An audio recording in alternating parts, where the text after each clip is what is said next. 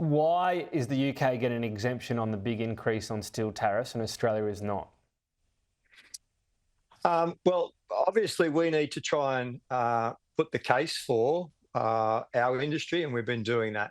There's been three phone calls between Prime Minister Albanese and the United States President. We've got a very, very good steel industry. We think that these tariffs are unjustified and unfair. And at the end of the day, it's the American people that pay the price for this because tariffs are essentially taxes on products. Australia has a good quality product that we export to the United States, and we think that this is unjustified. So we'll continue to try and work with the Trump administration to have these impositions removed as quickly as possible.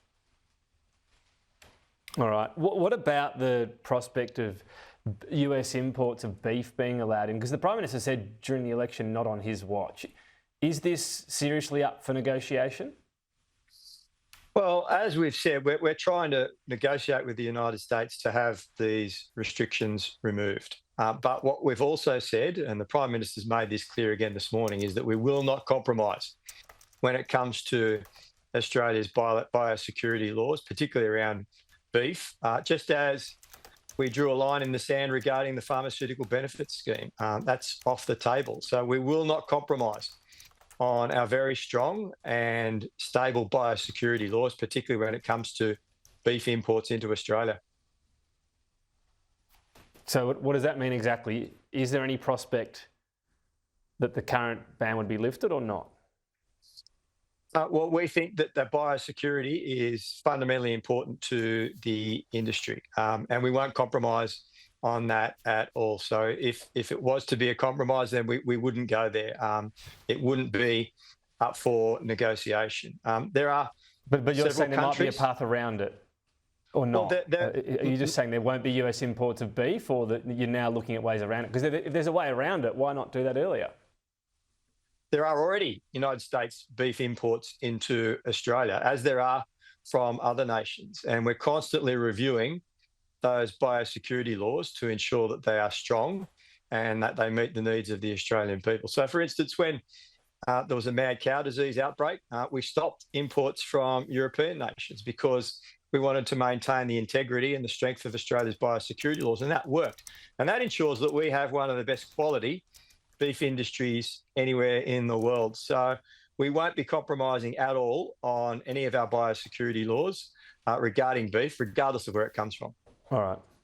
I want to talk about a domestic issue as well. It seems to be one of the main starting points for Labor is that, well, we're going to have Parliament sitting soon enough in July. So superannuation tax, of course. Now, Labor keeps saying, look, this applies to accounts of $3 million plus, the new unrealised capital gains tax.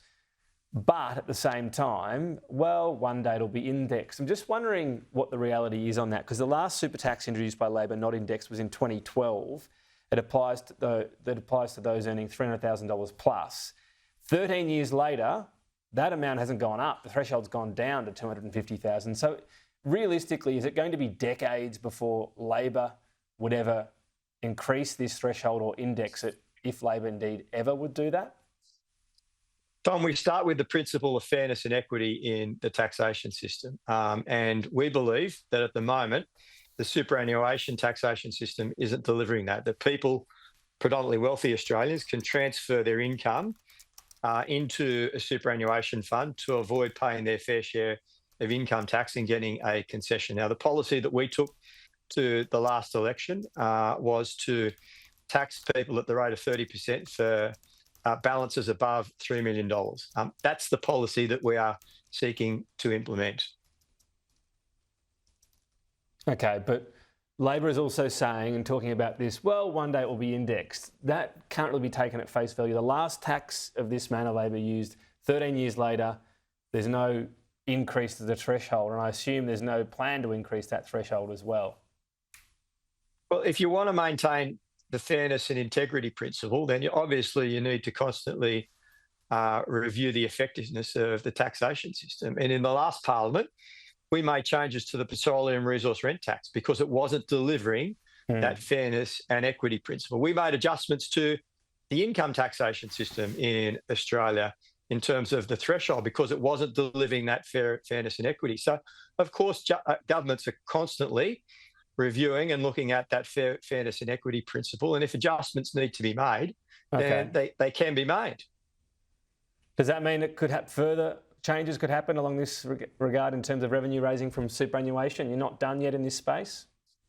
Well, at the moment, Tom, the policy that we're seeking to implement is the one that we took to the election. We have no plans at the moment, any other. Fine, but we've heard a few different lines from from Labor on super over the years. Not one jot, not one tittle. Is this means it'll always be looked at? It's too big to ignore now. All these funds. Yes, but we have had this policy for the last 3 years. We've sought to get this through the parliament in the last term.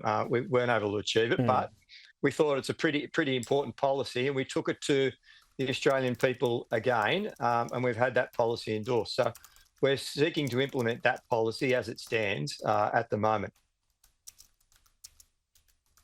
All right, we'll see then.